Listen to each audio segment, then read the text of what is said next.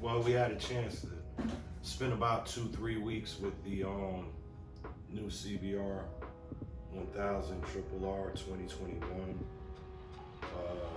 Figured I'd give you guys a personal review. Anybody that's thinking about buying a bike or that has one and wanted someone else's personal opinion of the bike. Handling wise, I feel like the bike is pretty good. Brakes are A1 on the bike. Clutch is pretty smooth. Styling of the bike is pretty nice. Honestly, I wish they would have. Some people might feel like I'm nitpicking. I just wish they would have did a little better job with the decals. I feel like they're too thick.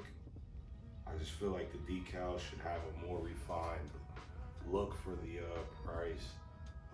The electronics on the bike are A1. The electronics are definitely something you're gonna have to play with on the bike to dial it into for your personal preference.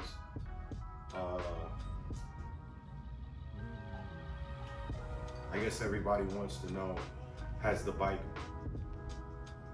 met its expectations with Honda saying that they're going after the Ducati V4R with this? Stock off the showroom floor. I hate to disappoint you, and I'm honestly disappointed, but stock off of the showroom floor, the bike is not going to compete with the Ducati V4R. The power band in the bike under 8,000 RPMs is very sluggish. I want to say the bike feels like a 750 under 8,000 RPMs. To get the max out of the bike, you have to keep it at 8,000 RPMs or above.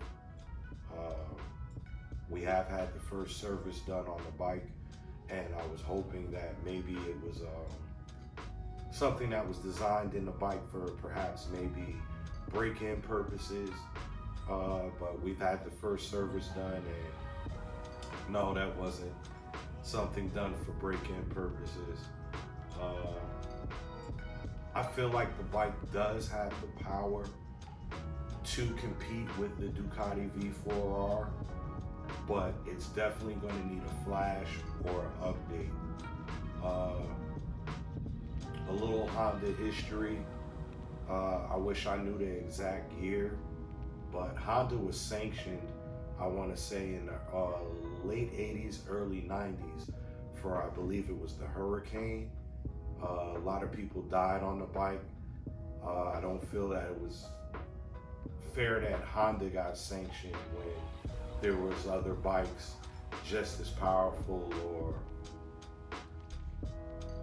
equal to that bike. So maybe I'm figuring maybe Honda dialed it back on the power through the computer to keep that from happening again.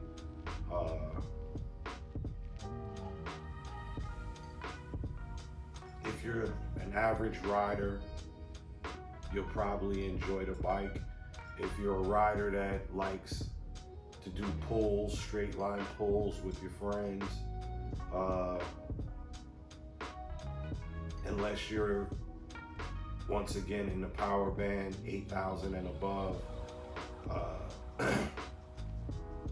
it's not gonna pull hard. Anybody that's familiar with like Honda cars, the feeling is like if you had a Acura Integra or a Honda Civic.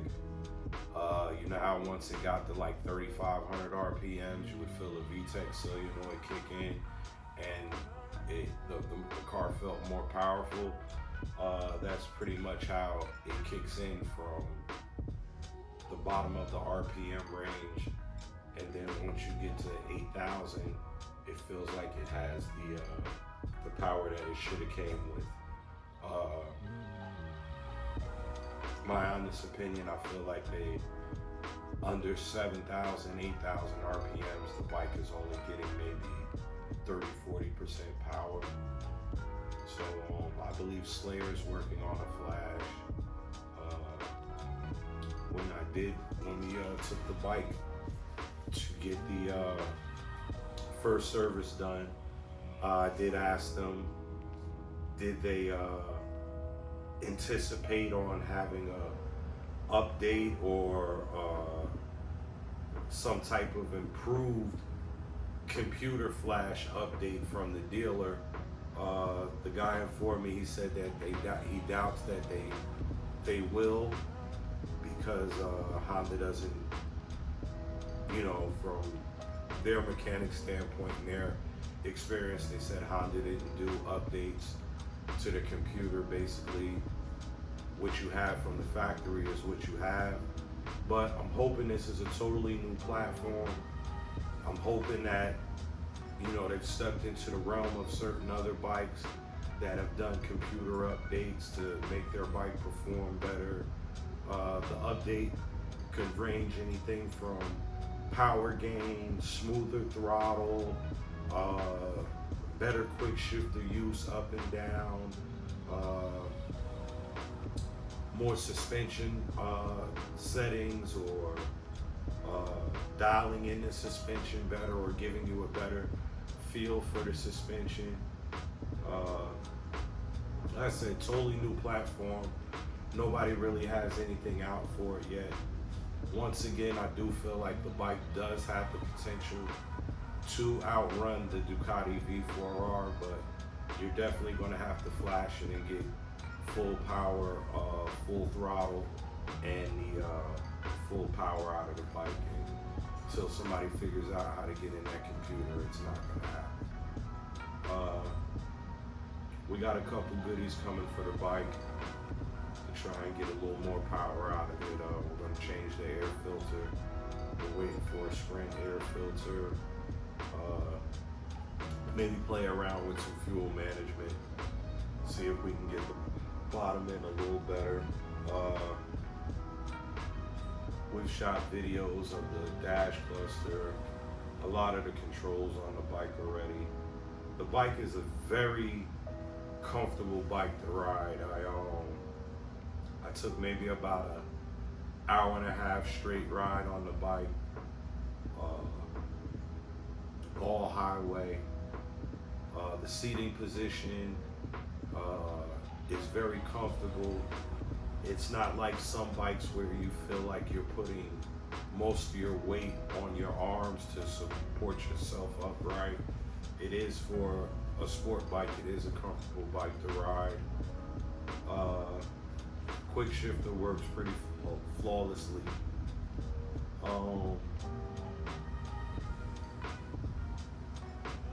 As far as the gearbox, using the quick shifter, I did get a couple false neutrals. I'm still working on that. I'm trying to figure out, is it the bike or am I not hitting the quick shifter hard enough? I'd say 95% of the time it wasn't a problem. It popped right into second with no problem. But I did get a few false neutrals. So I guess we'll do an update video and let you know, was it me or getting used to the bike, or was it the bike?